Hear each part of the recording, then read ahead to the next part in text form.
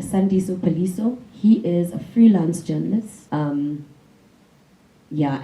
freelance journalists have a very different experience to employed journalists in specific newsrooms.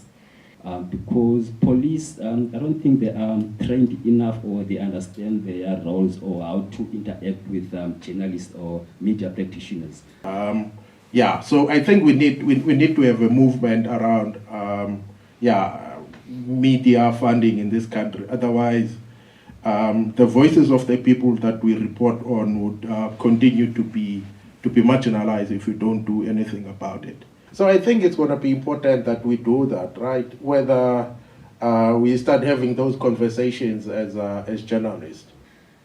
Everything needs interrogation, whether it's coming from the cops, whether it's coming from journalists against apartheid.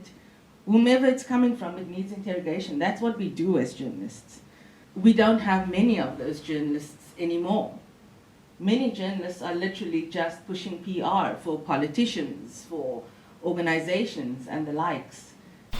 Then lapha phansi kwentaba etafile eKapa ezityeni. Yayivenga